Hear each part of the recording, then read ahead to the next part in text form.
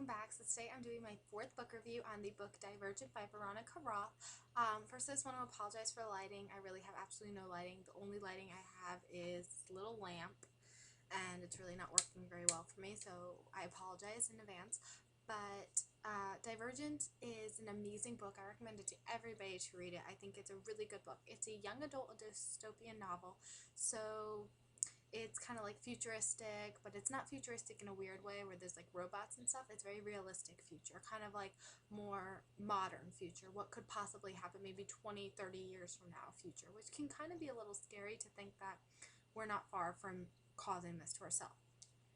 So Divergent is about a young girl, Beatrice Prior. She's 16 years old and she lives in Chicago. And in Chicago, in the future, we're broken down into 5 factions, which are kind of like groups, and they're based off your personality. There's ones for honesty, there's ones for loyalty and like people who are very brave, there's ones for people who are very selfless, there's ones for people who are very intelligent, there's ones for people who do not like to cause conflict, so they're very peaceful.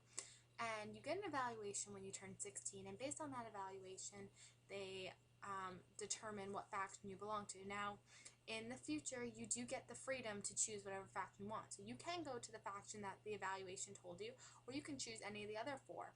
And with our main character, Beatrice, her results come out a little abnormal. They're not what, she's expecting, and so it causes a lot of conflict because she's an older brother who's around the same age who's going to also be going through the choosing ceremony, and his results, as far as she's concerned, are completely normal, and he's always known where he belongs. He's always known he's Abnegation.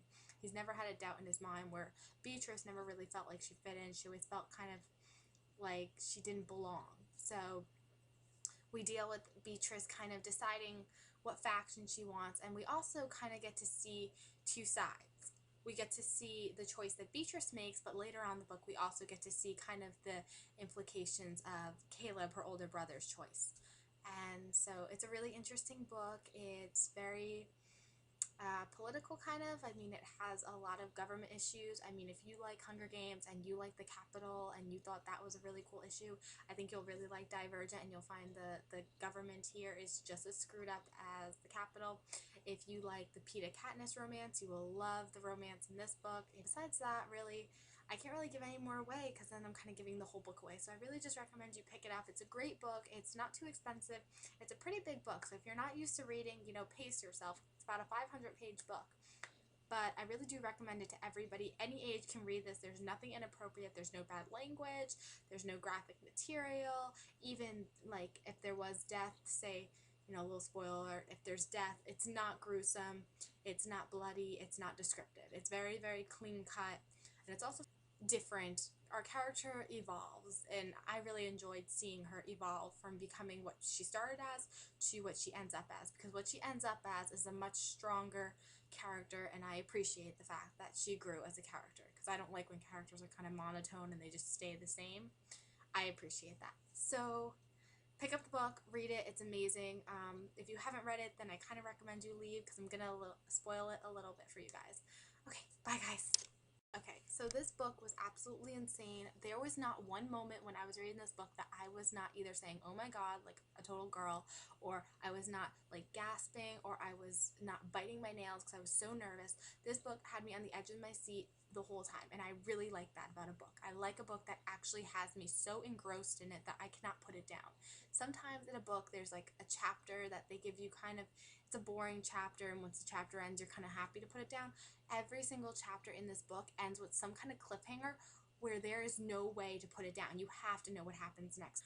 I love For and Triss's relationship. I think it's a really cute relationship. I think it's a very realistic relationship. I think that it wasn't, oh, it's love at first sight. I saw Triss from across the room and I fell in love with her. Or, oh, the minute I saw For, I knew I was, like, they grew. They got to know each other. They learned more about each other. And then they eventually fell for each other like normal people. I mean, that's how relationships grow. You meet a person, you learn about their personalities, you find likes and dislikes in each other, and then you start dating. And that's kind of what happened in this one. We find out more about For's past, which is just a horrible past. His father was just so mean to him, but that has to make one of the most interesting chapters I read. That was the best chapter, actually, in my opinion. I love that chapter. When we go into Forest Landscape for the first time, I was just that was my favorite chapter. I could read that chapter over and over. It was the best. I loved seeing what he was afraid of. I loved finding out that his name is Tobias, that he's actually Marcus's son from Abnegation that switched over because his father abused him and he moved to Dauntless. And I felt kind of stupid for not picking up on that. I mean, why else would they bring up that Marcus had a son that switched over from Abnegation to Dauntless if they weren't going to bring him up? I don't know. I think I was just so engrossed in the book that I wasn't actually thinking logically. But when we found out, I was kind of blown away. I kind of figured out the same moment Trish figured out, so it's kind of cool that we were kind of on the same pace. I also didn't think logically enough to figure out, oh, his name is 4 because he has 4 fears. It didn't snap. And so when I figured that out, I was really excited. Another really interesting part for me, which, I mean, it's kind of mean to say, but I really found the part where Christina was hanging over the chasm to be so intense. I mean, I literally was reading that part so fast because I just needed to know that Christina wasn't going to die, and I was so thankful that she didn't die. But what was really good about this book, what was really interesting about that, was that while I was reading it, I literally felt like I was inside the book. Like, Veronica Roth literally made me feel like I was a character in the book watching Christina hanging over the chasm. And I was in my head trying to decide if I was there, would I help Christina? Would I had run over to her side and helped her? Or would I just stood there and watched her fall into the water? And all through that book is what I did. I did that through the entire book. I constantly was like thinking in my head, if I was here, would I do that? Like, for a book to make you actually think, if this was my family, would I do that? If I had to make that choice, would I have really switched factions? Would I have stayed where I felt safe with my family? Or would I have done what's best for me? Would I have, run off and tried to save everybody? All the stuff that she does. I literally sat there during the book going, could I do this? If I was actually in that position, would I be able to do that? And a lot of times I figured I am just a big wimp because I could not do half the stuff Triss did. Triss is seriously tough as nails. She is one of the toughest characters I've read. No offense to Katniss Everdeen. I love her for being so defensive to her family. But Triss, oh my God, you're amazing. I love you. I idolize you. I think she is an incredible character. I cannot wait to see. I mean, she has evolved so much in this book. I cannot wait to see how much she evolves in the second book. It's going to be just intense. Another really great scene was, taken by Janine's bodyguards and Eric and brought into that little holding room, and then Janine injected 4 with the serum that actually made him look at Triss like she was a enemy, and then she actually got choked by him. And I'm a Hunger Games fan. I don't think I've mentioned Hunger Games like 3 times in this review already. So I definitely had like a whole PETA moment there. I know they're going to be all screwed up. And the fact that she had to kill Will, I feel really bad. And you know why I feel bad is because I know how writers work, okay? I figured it out already.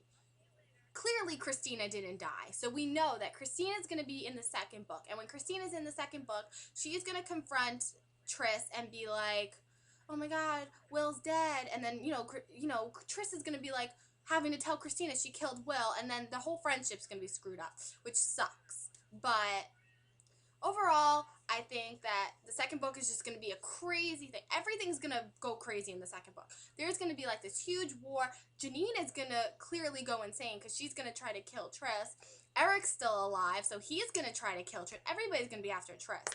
Triss is like in the middle of this huge war going on, and she has nobody. It's so sad. And now they're on the train and they're heading to Amity, and I have no idea how that's going to work. That's not going to work. Don't you guys realize that's not going to work? Okay. 4 and Marcus being in the same place, how are they going to remain peaceful? Triss and Peter being in the same place, they can't remain peaceful. They hate each other. There's no way that there's going to be peace in that place. And so all hell is going to break loose, and they're not going to be able to stay in Amity very long.